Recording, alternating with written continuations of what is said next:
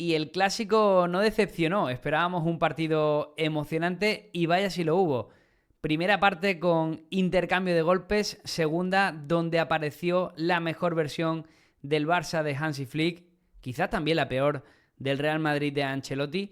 Parece que esto del fútbol son vasos comunicantes. Si antes el entusiasmo, la pasión, el momento se centraba todo, sobre todo en la capital, en Madrid, también tras ese título de Liga último, más el de Liga de Campeones, ahora parece que todas esas expectativas se trasladan a la capital condal, donde el Fútbol Club Barcelona vive un momento futbolístico altísimo, tal y como vimos en el último partido celebrado en el Santiago Bernabéu. Y para comentar un poco toda esa resaca, tanto emocional como deportiva, sobre todo principalmente, porque aquí lo que intentamos es hablar de fútbol, tenemos a nuestro compañero Juanjo Rivero. Juanjo, ¿qué tal? ¿Cómo estás? ¿Qué tal, Javi? ¿Cómo vas? Pues mira, bien, bien. Vimos, como dices, un gran clásico, sobre todo para Fútbol Club Barcelona, evidentemente. Aunque la primera parte parecía un partido dominado por el Real Madrid, de hecho, parecía incluso raro que no hubiera habido más goles en esos primeros 45 minutos, pero al final acabaron llegando para los Blaugrana en esa segunda mitad. Te veo contento, Juanjo, te lo tengo que decir, que además tú eres aficionado del Fútbol Club Barcelona, con lo cual tenemos un poco, bueno, pues esa doble visión. Es verdad que aquí siempre que nosotros, además cuando nos escuchéis hablar en este tipo de espacios, no solo en el de Jueguin, sino también en el de Jornada Perfecta, sí que es verdad que nos ponemos un poco en ese papel comunicativo en el que entendemos que todo el mundo, bueno, pues tiene que sentirse identificado, ¿no? Pero bueno, justo tenemos esa versión un poco de Juanjo que llegaba pongo la tirita puesta porque sí que es cierto que incluso, Juanjo, tú mismo tenías dudas de cuál sería el nivel de fortaleza del conjunto de Hansi Flick en una semana que ya decíamos que iba a ser importante, porque era medirse al Bayern de Múnich y medirse al Real Madrid, que eran seguramente dos de los equipos que más habían hecho sufrir al Fútbol Club Barcelona estos últimos años. Sí, incluso la semana pasada hablábamos y yo abogaba más por un empate, veía, eh, no sé, el resultado bastante interesante.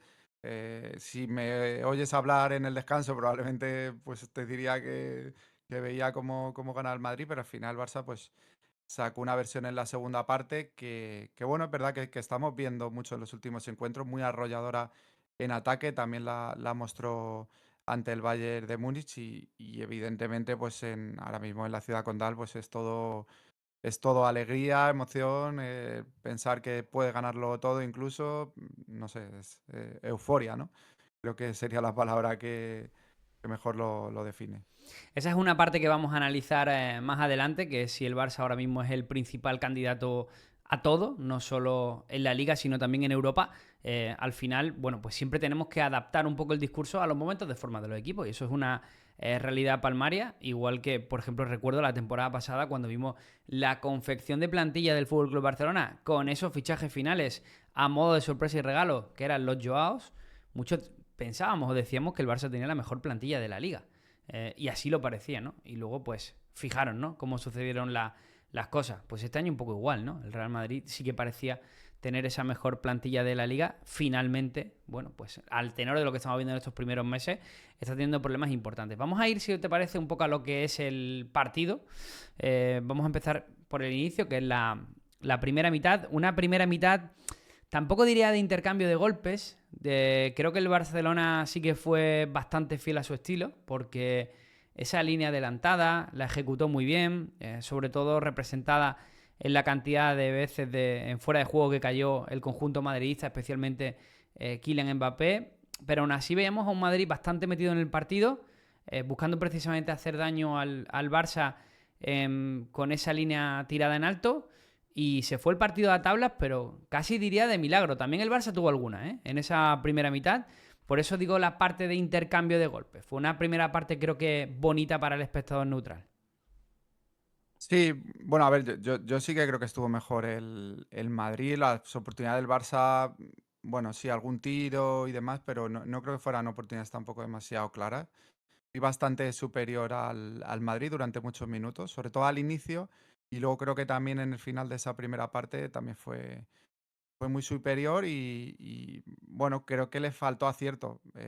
Aquella, recuerdo la de Vinicius que tira un lateral de la red, otra que tiene Mbappé, no sé, me parece, recuerdo una de Bellingham que es una mano de Iñaki Peña brutal, aunque no sé si esa también fue fuera de juego, porque ahí tengo, claro, hubo muchas oportunidades, pero es cierto A, a mí que me pasa varias pues también, eran fuera de juego. es difícil discernir entre las oportunidades reales o aquellas que venían, bueno, pues Sí, previamente señaladas con un fuera de juego. Aunque yo también las califico como errores, ya que, bueno, el VAR siempre luego tiene la oportunidad de corregir al juez de línea y creo que finalmente, pues sí que es verdad que la ejecución sigue siendo lamentable por parte de los delanteros del Real Madrid en esa primera mitad.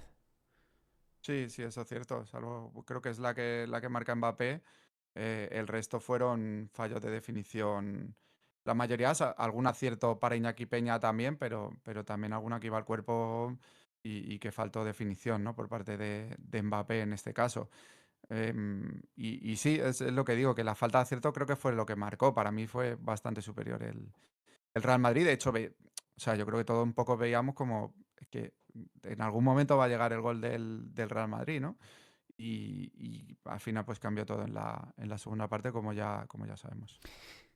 Vamos a ese planteamiento inicial porque, y te doy yo el prima blanco y si te parece me das tú el culé, porque sorprendió a Ancelotti un poco, aunque ya desde el día anterior veíamos informaciones en prensa bueno, pues que aventuraban que Lucas Vázquez iba a ser el lateral derecho del conjunto blanco. Nosotros durante la semana estuvimos trabajando en esa predicción de 11 en jornada perfecta con que fuera Militao y que Tchouaméni se desplazara al central, un poco para vigilar precisamente esos ataques del Fútbol Club Barcelona por banda que están siendo tan potentes, comandados ya sea por Rafinha o por Lamine Yamal, que además también tienen tendencia a ir al centro. Bueno, nos parecía que era una idea bastante lógica. Sorprendió, sin embargo, con que el capitán Lucas Vázquez fuera el jugador que partiera en el 11 titular. Y luego vimos también a Camavinga, pero en una posición un poco de presión alta, ¿no? De ser el jugador que iniciara esa presión, digamos, para que tanto Vinicius como Mbappé fueran a la zaga. Pero bueno, el 11 del Real Madrid, que definió también con Tchouaméni, Valverde y Bellingham. Un Bellingham que le tocó ocupar una posición casi de lateral derecho por momentos. Lo cual a mí personalmente me sorprendió. Creo que no fue la mejor decisión táctica de cara al partido, como se vio posterior al resultado. A mí de inicio el 11 no me disgustó, quitando la presencia de el que no es un gran defensor, que es Lucas Vázquez. Pero no sé tú cómo lo viste desde el prisma culé, un poco el planteamiento de Hansi Flick, si era el que esperabas o hubo algún tipo de sorpresa. Sí, bueno, yo creo que era el 11 esperado, sí que a comienzos de semana o incluso la semana anterior todo el mundo hablaba de que Olmo iría teniendo minutos para llegar a Clásico y ser titular. Sin embargo, jugó muy poco, bueno, no jugó en Sevilla, jugó muy poco contra el Bayern y ya también vinimos diciendo a lo largo de la semana que iba a mantener el 11 que sacó ante los de Múnich.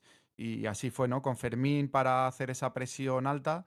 Lo único que no terminó de funcionar. Sí que en otros partidos hemos visto un Barça muy presionante y que recuperaba mucho en campo contrario. Sin embargo, creo que el Madrid supo solucionar bien esa presión, sobre todo mucho balón largo con Militao y Rüdiger, que era algo que también se esperaba, ¿no? Que ellos dos lanzaran porque tienen muy buen desplazamiento en largo y así se demostró y buscando esa espalda de la defensa adelantada que por cierto mantuvo Flick, ¿no? Que era una de las grandes dudas.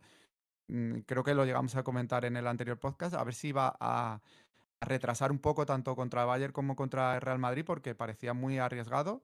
Sin embargo, no, Flick fue con su idea de juego y fue con todo. Le funcionó esa estrategia famosa de los fuera de juego y lo que no funcionó tanto en esa primera parte, como digo, es la presión, ¿no? Creo que no fue muy efectiva y no tuvo el control del balón como lo estábamos viendo en otros encuentros y de hecho el cambio en el descanso fue muy acertado y creo bueno, fue un acierto del entrenador. Para mí fue una victoria bastante de entrenador por esa segunda mitad. Ese cambio del que hablabas era la entrada de Frenkie de Jong al centro del campo, de Por forma que cierto. Pedri pues Mm. asumiera un poco la función de media punta. Y Casado y Frenkie de Jong pudieran establecerse como una especie de doble pivote, ayudados por Pedri. Y precisamente ya has entrado, ¿no?, en lo que sucede después del descanso.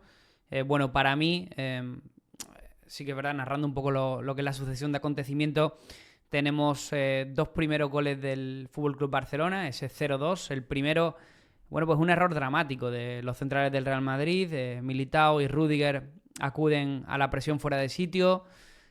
Lucas Vázquez parece que puede corregir un poco la posición del fuera de juego, pero Mendy se queda anclado, rompiendo, bueno, pues un fuera de juego con un Robert Lewandowski que no es su fuerte precisamente como delantero en el momento en el que está de su carrera, pegarse una carrera de 25 metros para afrontar solo la portería con Lunin, con lo cual en ese caso pues le tengo que dar un error flagrante a toda la defensa del Real Madrid. También mal en la presión jugadores como Tchouaméni, inclusive Camavinga, que bueno, lo puede sonerar porque estaba en otra posición del campo.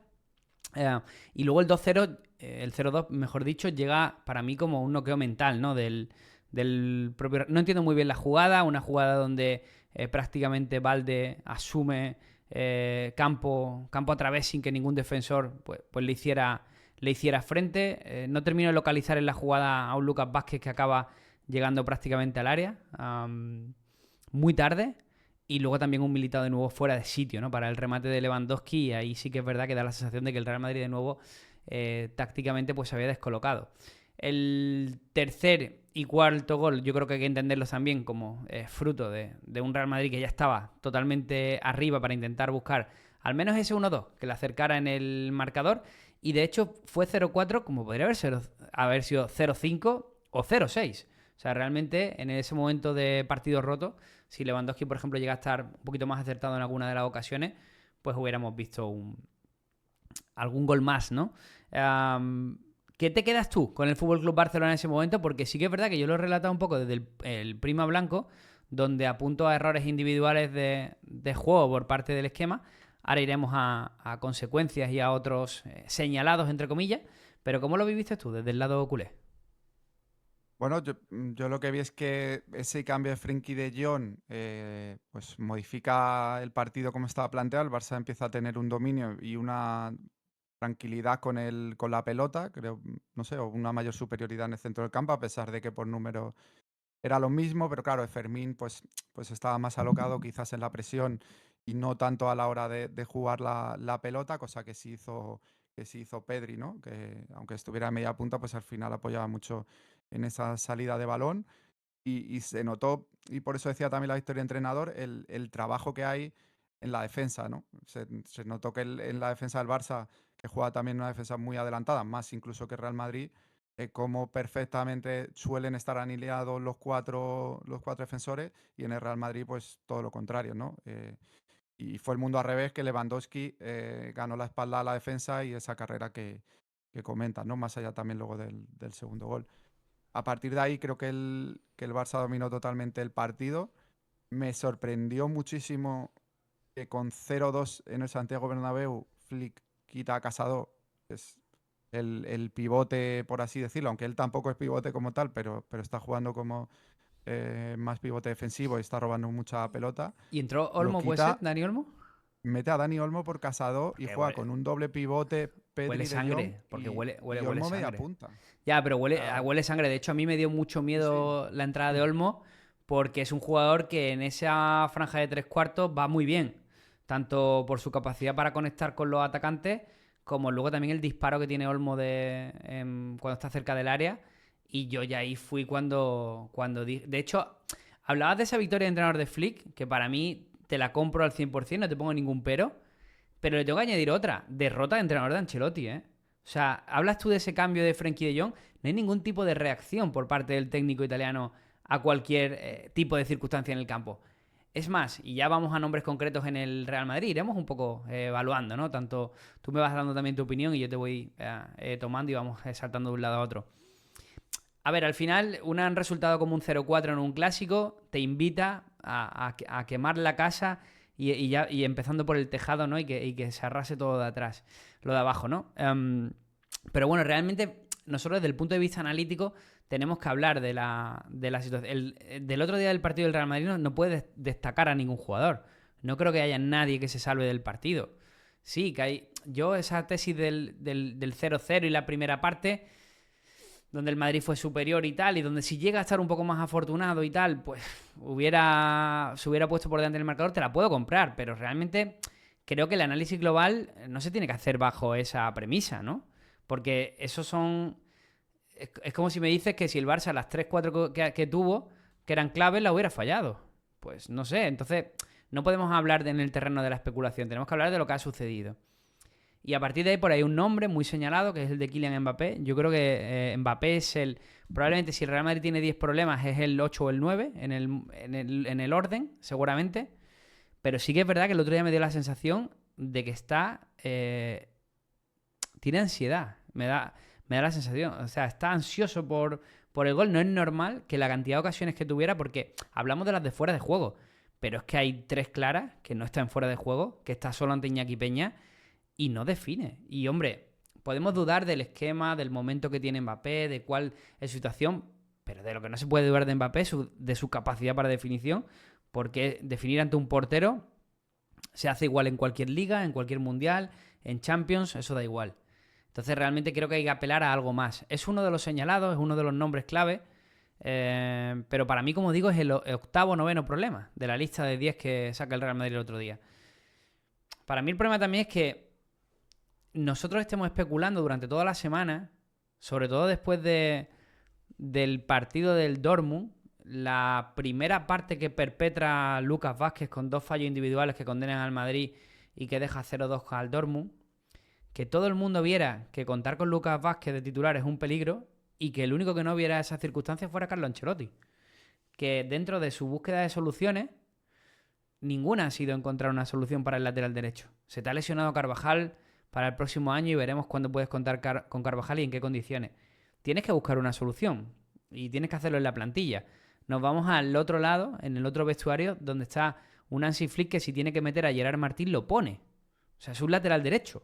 No convierte a Rafinha en lateral derecho. O no pone a uno de sus mejores hombres como Jude Bellingham a ayudar en el lateral derecho porque no te fías del que estás poniendo.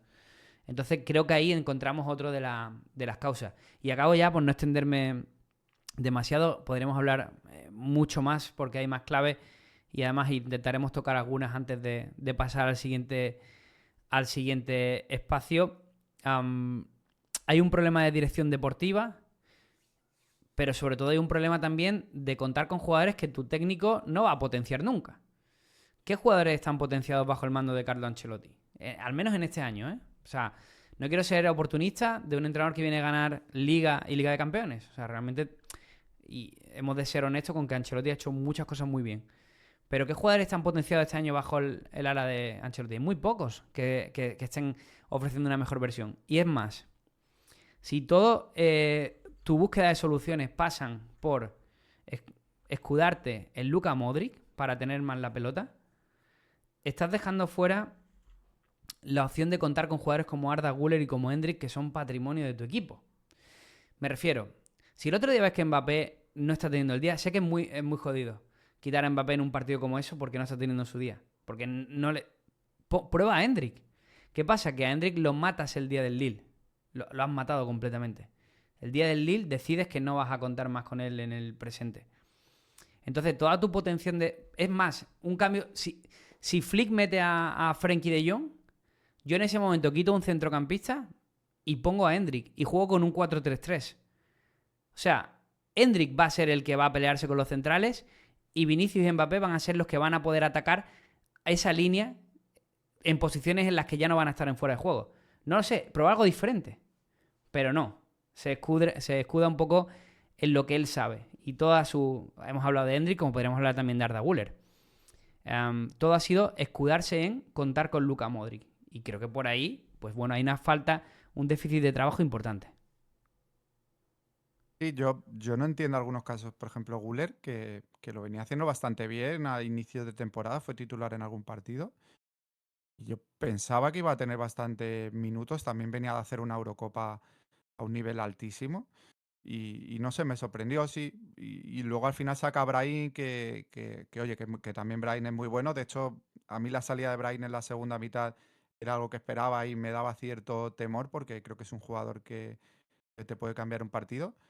Pero le saca viniendo de lesión antes que a Güler y que a Endrick, ¿no? Entonces, son dos jugadores que como que parece que de repente están ahí condenados al ostracismo y no sé, a jugar en Copa del Rey, porque de repente no cuenta con ellos cuando tampoco lo venían haciendo mal, ¿no? Endrick había metido también algún gol. Es cierto que, bueno, alguna jugada se podía discutir que podría haber pasado en vez de tirar. Y Güler yo creo que lo venía haciendo bastante bien. Para mí luego hay otra clave que se debe solucionar del cuerpo técnico. Primero creo que la debe solucionar el propio jugador. Mbappé el tema de los fueras de juego. Creo que si te pitan 5 fueras de juego, 6 en media hora y sabes que eres mucho más rápido que Íñigo Martínez y que Cubarsí, no salgas. O sea, sal 2 metros más atrás. Si les vas a Parece ganar la obvio, carrera ¿eh? probablemente. Parece obvio. Y parece obvio que en el descanso, si el delantero no se ha dado cuenta, que creo que se debe dar cuenta un jugador de la talla Mbappé, alguien del cuerpo técnico decir, oye, 2 metros más atrás. Oye, Y y, empezó la segunda parte y y siguieron si, los fuera de juego. y estamos dando muchas cosas por hecho, ¿eh? Pero, ¿y si el jugador no responde? O a lo mejor ese día pues no tiene capacidad mental para asumir eso que le están Ujú. diciendo, pues igual tienes que cambiarlo. Vale, Es lo que sí, te sí. decía, pues no lo sé lo que hubiera pasado, pero igual antes del 55 que llega el 0-1, pues quizás haber metido a Hendrik, que no es que Hendrik ahora vaya a ser la solución para todos los problemas del Real Madrid, pero es que quizás el otro día, pues supone una diferencia. O al menos cambiarle el patrón a dos centrales que estaban haciéndolo muy bien, como Íñigo y Cubarsí, que estaban cumpliendo perfectamente con el plan de partido que se había marcado Hansi Flick. Pero es que ¿dónde voy yo? Es que yo creo que Hansi Flick tenía un plan de partido. Yo creo que Ancelotti no lo tenía. No lo sé. Esa Puede es, ser, sí. A ver, esa es la... algo de plan tiene que tener, otra cosa es que a lo mejor estuviera equivocado. Pero es verdad que luego una vez te cambia el partido, no, lo que decías tú, ¿no? Que Mira, no toma no soluciones. de verdad que no quiero ser oportunista porque luego me la sacan de que... O sea, yo ya lo he comentado el otro día, ¿no? Que Ancelotti es un entrenador que al final siempre, bueno, tiene un componente de suerte también importante, acaba apareciéndole la clave, ¿no? Yo pensaba que el otro día, fíjate, que le había llegado la suerte esa que tiene. A ver, entendedme, por favor. Ancelotti para mí es uno de los grandes entrenadores del mundo del fútbol, ¿vale? Pero bueno, lo leo un poco en comparativa de lo que estamos hablando. Que decía que pensaba que le había venido ese golpe de suerte con la lesión de Rodrigo, ¿no? Que creo que le permitía a Ancelotti sacar un 11 un poco más, creo que lo que pedía el partido, ¿no? Pero no fue así. Para mí esa presencia de Lucas Vázquez se carga todo lo que tenía en la cabeza. Pero que leí el otro día un hilo de David de la Peña, donde hablaba que el trabajo de Ancelotti siempre en todos sus equipos ha sido buscar la firmeza defensiva. Que el equipo a nivel defensivo responda. Y luego dejar lugar a que en ataque los jugadores tengan libertad para expresarse. ¿Qué sucede? Y no quiero, de verdad que no quiero ser oportunista porque el tema de Cross es un tema que ya está, que es un capítulo muy cerrado. Pero el tema de Ancelotti es que en los 3 últimos años el jugador que le ha organizado toda la dinámica ofensiva ha sido probablemente el jugador de la última década que mejor ha entendido el fútbol en Europa. Y era Toni Kroos. Entonces, había un poco de trampa en eso. De hecho, a mí me sorprende mucho como aficionado del Real Madrid y también como comunicador, evidentemente, que no haya a Ancelotti colocado, ubicado, no sé cómo llamarlo, encontrado soluciones para la baja de Kroos antes, ¿no? De hecho, te puedo decir que sí que pilla un 0-4 por sorpresa, pero realmente si atiendes a la última deriva del Real Madrid en estos 11 jornadas de liga, más los 3-4 encuentros que ha habido en Champions, realmente si lo analizas fríamente no sorprende. O sea, hay un Madrid que tiene problemas estructurales importantes sin resolver. Y bueno, vámonos al Barça, Juanjo, porque si te parece cambia un poco el paso y te hago la pregunta de forma directa. No es que salieran vivos, sino que salió goleado el Bayern de Múnich. No es que saliera vivo, sino que salió goleado el Real Madrid. ¿Es el Fútbol Club Barcelona actualmente el mejor equipo de Europa? Pues yo por estado de forma diría que sí. El Real Madrid no ha mostrado en su juego, ni en este caso en resultados, por este último clásico, no ha mostrado su mejor versión. El City creo que tampoco está en su mejor versión. El Bayern para mí venía muy bien, sin embargo, pues también cae goleado contra el Barça y por estado de forma diría que sí. Luego entramos en que le veo ganando la Champions, cosas así, pues creo que es algo más complicado, pero ahora mismo por esta forma y además por resultados, pues también, ¿no? Al final son 2 derrotas solo en la temporada. ¿Hay algún punto en el que te preocupe el estado de forma actual? Me refiero, el Barça desde agosto, eso es una realidad, va como un tiro.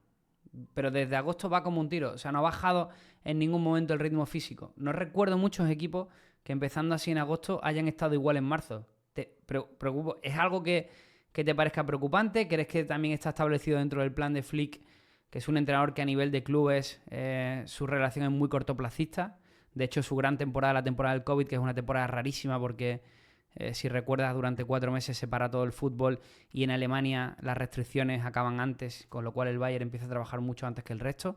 Te preocupo te pregunto si es algo o viendo lo bien que está haciendo Flick, es algo que también crees que tiene contemplado el cuerpo técnico. Mm, A ver, yo creo que es algo que tienen que tener estipulado.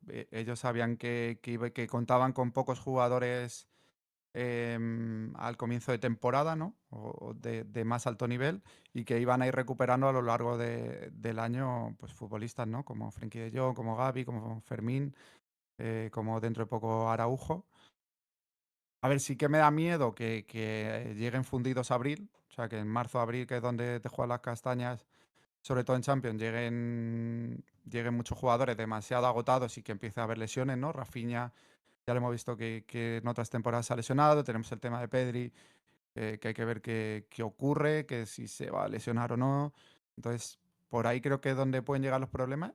Y otro es el encaje de jugadores que deben ser muy importantes, como Ronald Araujo, al que no veo tirando la línea de fuera de juego como la está tirando ahora mismo el Barça. O sea, tácticamente Araujo no es un jugador tan trabajado que tenga tantos aciertos de posición, ¿no? Es un jugador que sí, que te va a ir al corte luego como una bestia y a lo mejor te roba todas las pelotas en campo abierto, pero creo que le puede costar y es un jugador llamado a ser titular y que vamos a ver, ¿no? O ¿qué haces con Casado? Claro, quitas ahora mismo a Casado para meter a Frenkie de Jong. Es ahí donde veo un poco que puede haber algún encaje que deje de funcionar todo como está funcionando tan perfectamente, porque claro, están jugando todos los mismos jugadores el 95% de los partidos. Entonces, bueno, ahí creo que pueden llegar quizás algún problema. Lo que sí vemos desde luego, Juanjo, es en las casas de apuestas, en este caso, vamos con la nuestra, como no puede ser de otra manera, que es Jueguin. Ya sabéis que para apostar y hacerlo siempre con seguridad, apuestas.jueguin.es. Vemos que ha habido un vuelco, ¿no?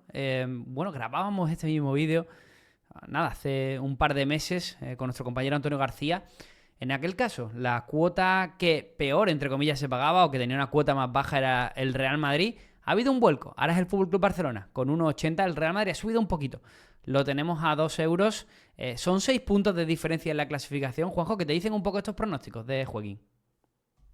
Bueno, que al final es el estado de forma del Barça en este inicio de temporada, con esas 10 victorias, solo una derrota y los 6 puntos por encima del Real Madrid, pues se ven reflejados en las cuotas y creo que es evidente, ¿no?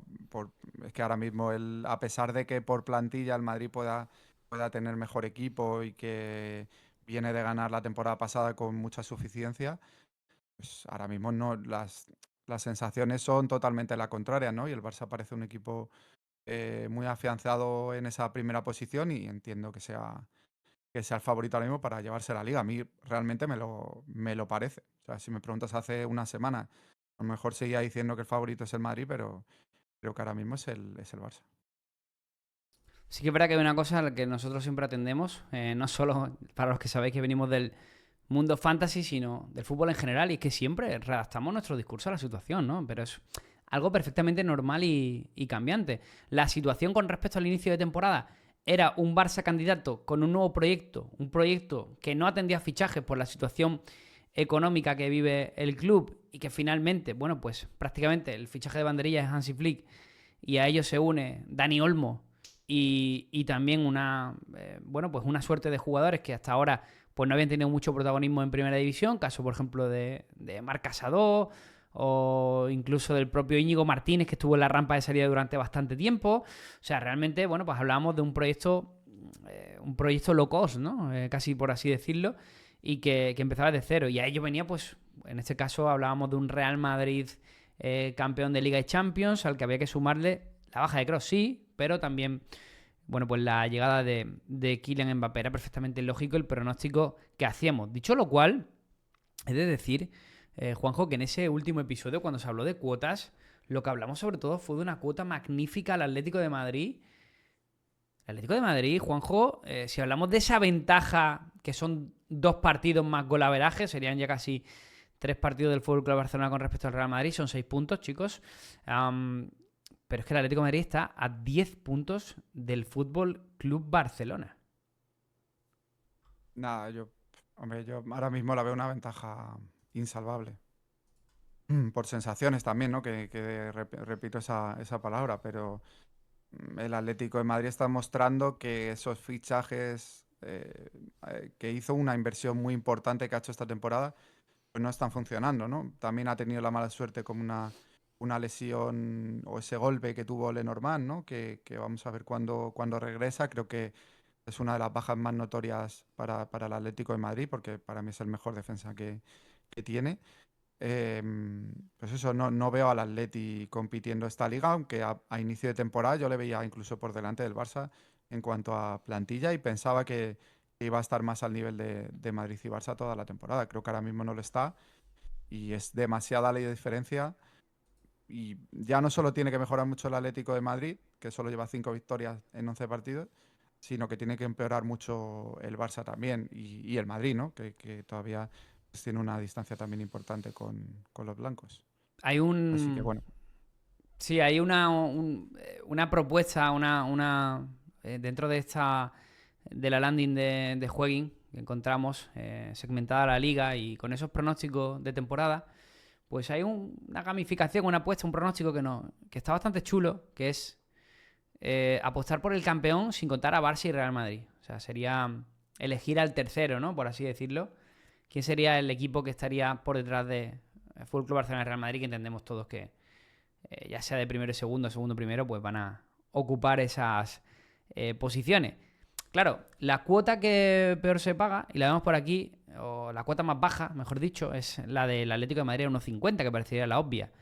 Pero, Juanjo, atendiendo a los problemas estructurales que tiene el Atlético de Madrid, y teniendo otras cuotas como, por ejemplo, Athletic Club a 7 euros, Villarreal a 9 euros, la Real Sociedad está en 20, pero bueno, la Real Sociedad hoy día yo la saco de esta ecuación, ¿eh?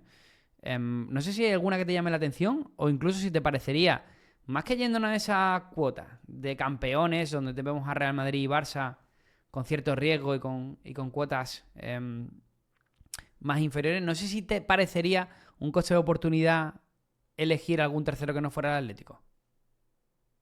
a mí me parece que tiene unas cuotas más que interesantes, tanto Villarreal como Athletic.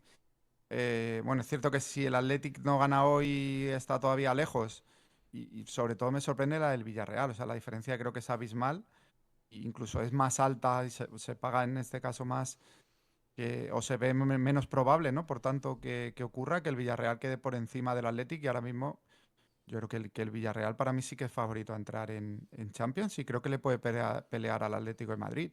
Tiene un gran entrenador, tiene buenos jugadores, quizás tiene ahí una defensa que es muy mejorable por lo que estamos viendo en estos partidos, pero creo que el centrocampo hacia arriba es un equipazo y no tiene competición europea, o sea, Eso solo se va a es. centrar en liga, no tiene que hacer grandes rotaciones, ha tenido bastantes problemas de lesiones y aún así se encuentra en tercera posición.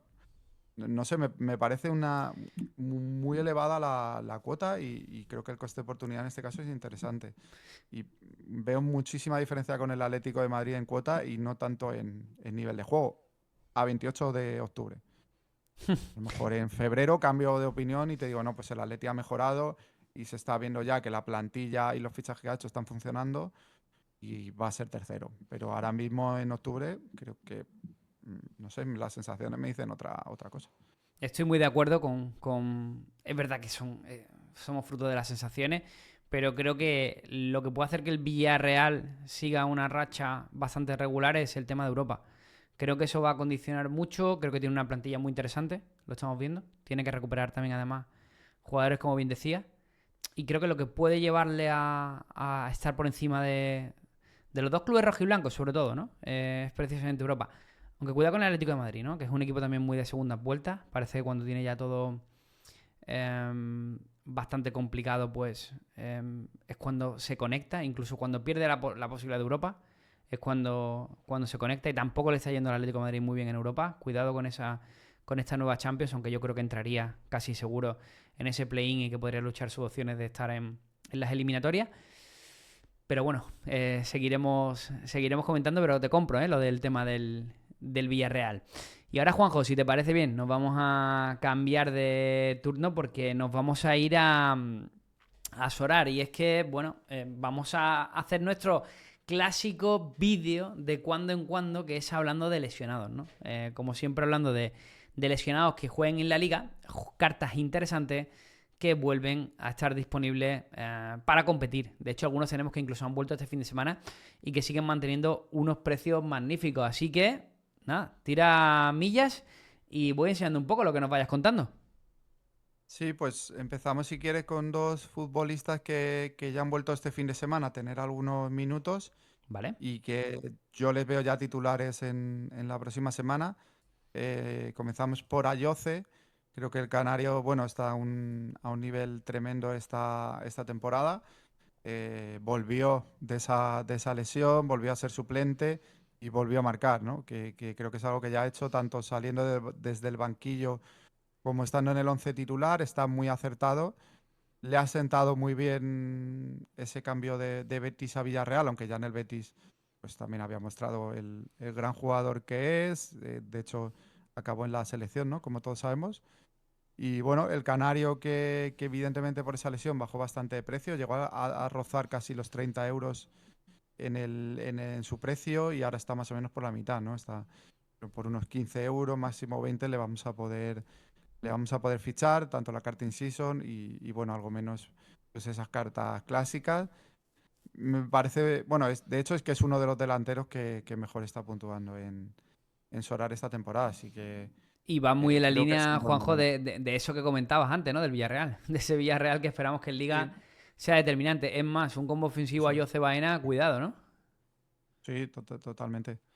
De hecho, yo, por ejemplo, llegué a tener a Yoce, le vendí y creo que fue un error porque yo sí que gané dinero porque lo había fichado muy, muy barato, pero luego subió bastante más de lo que y puntuó muy bien con respecto a lo que venía haciendo, ¿no? Entonces, bueno, ahí me arrepentí un poco y creo que ahora puede ser un momento bueno para volver a hacerse con él y eso, acompañarlo de Baena. Iba a decir Parejo, pero Parejo este año no está puntuando tan bien, así que su mejor pareja sería Baena, que también es muy capaz de dar decisivas en Sorare, que ya sabéis que son pues las asistencias o los goles, no hace falta marcar para tener esa buena puntuación y Baena en este caso con las asistencias pues tiene mucho ganado, así que Parejo le nada, ha muy pegado, le ha pegado el interesante. viejazo, ¿eh? Que nadie se ofenda, pero a Parejo Sí, la ha pegado.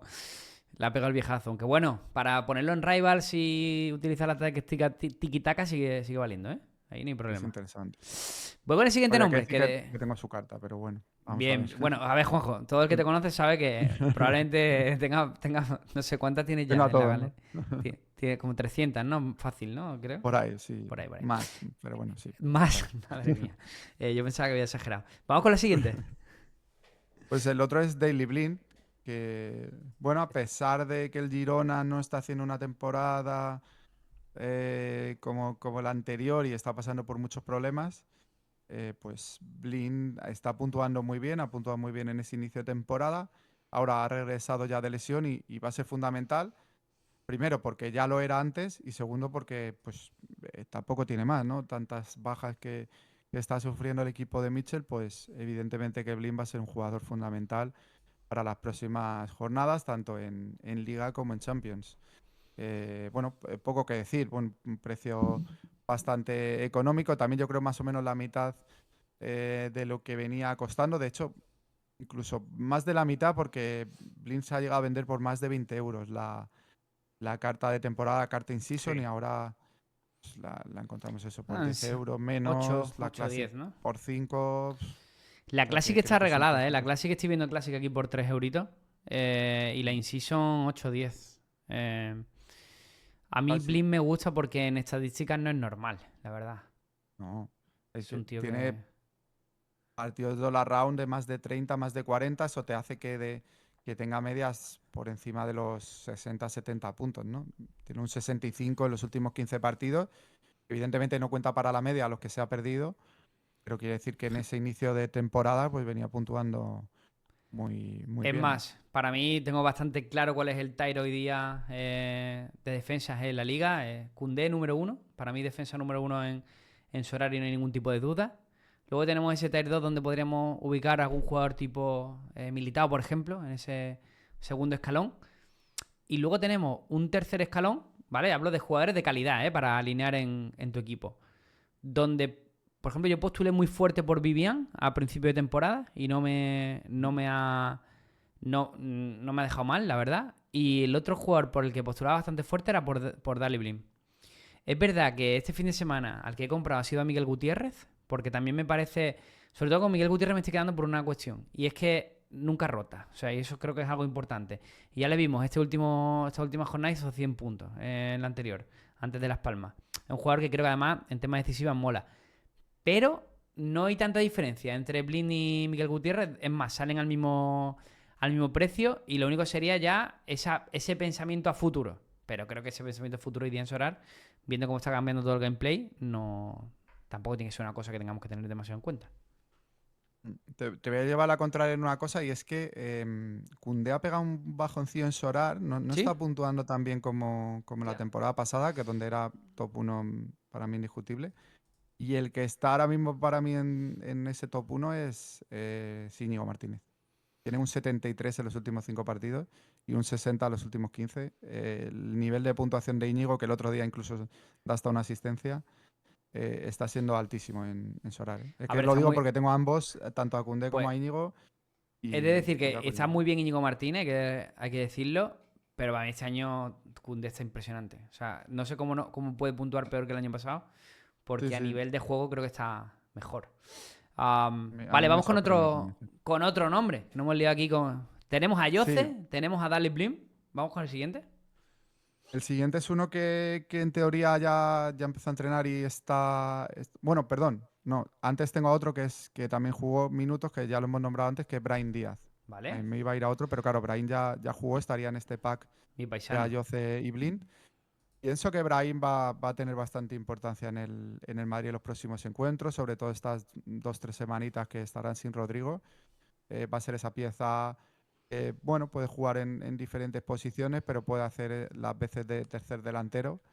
Y como he dicho antes, te puede cambiar cualquier partido aunque salga desde el banquillo. Es capaz de hacer goles, de dar asistencia. Creo que tiene un precio muy interesante para ser de Real Madrid, que ya sabemos, normalmente Madrid y Barça pues tienen los jugadores más caros de la liga. Breve apunte rápido. Si os acordáis, antes de esa lesión tan grave de Brahim, que al final fue una lesión muscular, pero que afectó el tendón. Hemos hablado al final de 4 o 5 semanas de baja para el jugador malagueño. Sí que creo que la intención de Ancelotti era potenciar a Brahim en el 11. Así que me encaja 100%. Yo tengo dos Brahim. Uno con la camiseta del Milan, que la tengo en venta normalmente por darle un poco de salida, porque tengo ya la in-season que me compré, se me fue un poco la pinza. Tenía un crédito de estos de Sorar y digo, me he comprado a Brahim tal. Pero es verdad que ha bajado una barbaridad. Brahim va a subir. A poco que haga dos, tres cositas, se tiene que vender por encima de los 10 euros seguro. Puede ser un jugador muy número 12. Vamos con el siguiente, Juanjo. El siguiente es Marcos Llorente, que era el que iba a comentar, que nada, está a punto de volver, ya ha hecho algún entrenamiento y en teoría va a volver el fin de semana. Para mí es otra de las bajas Sí, se le ha notado mucho el Atlético de Madrid. O sea, es que Nahuel Molina no está sí. dando el nivel y Marcos Llorente va a ser titular sí o sí. Además, da igual, le puedes poner 10 partidos seguidos, que el tío siempre rinde bien. Puede jugar de lateral y de centrocampista, o sea que tiene dos posiciones y en las dos juega bien y venía haciéndolo creo que bastante bien esta temporada, siendo además en Sorar muy regular, también sumando alguna acción decisiva y puntuaciones muy altas como un 82, un 74.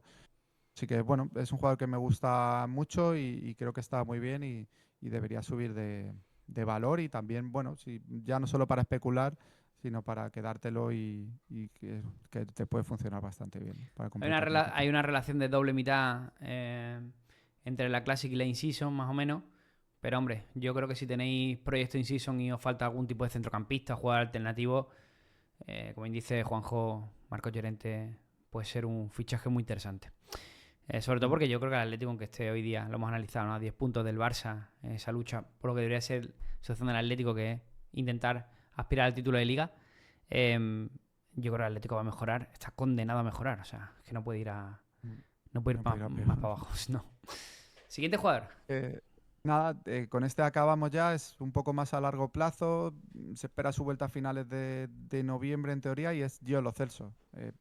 Poco que decir en cuanto a su rendimiento, hemos visto que ha liderado el Betis desde su llegada, desde su regreso, ha dado en 3 ocasiones un 100, ha hecho varios goles, ha dado asistencia. Bueno, creo que el argentino está en su mejor momento cuando le viene esa lesión o sea, durante el viaje con Argentina en ese parón. Y bueno, en cuanto a precios es que es lo destacable, ¿no? Hablamos de que llegó a estar entre 50 y 70 euros la in-season y 20-30 euros la Classic. Claro, ahora está, en este caso sí que es bastante menos de la mitad, ¿no? Unos 10 euros la Classic, unos 20 euros la in-season. En cuanto vuelva y haga un par de buenos partidos, su precio se debería volver a disparar. Quizás no creo que llegue a los niveles que estuvo, ¿no? De esos 50 a 60 euros, pero hombre, subir con respecto a lo que vale ahora y luego, pues bueno, utilizable es súper utilizable. Yo lo Celso, evidentemente, por sus puntuaciones. 68 puntos había hecho de media en esos 15 últimos partidos. Así que nada, brutal el nivel de Gio. Llamado seguramente a ser uno de los mejores centrocampistas de la liga. Estoy bastante convencido. Lo importante ahí es que recupere bien, que sea un jugador que recupere bien de lesión. Es cierto que, por ejemplo, antes hablabas de Marcos Llorente, que no me preocupa nada en lo físico, porque es un jugador que, bueno, es una lesión que se ha producido, pero que no debería tener una recaída, ni mucho menos nada de eso. Pero los Chelsea sí que es un habitual del parte médico, ¿no? Y ahora que estaba en su mejor momento una lesión, pues nunca es de deseo, pero si se cumple un poco el pronóstico que tú dices, es una carta que hoy día comprarías a mitad de precio. Con lo cual, yo creo que está indicada, sobre todo si te tocan algunos créditos, por ejemplo, comprarla a Sorar, comprarla incluso más barata de lo que sería y aprovecharla.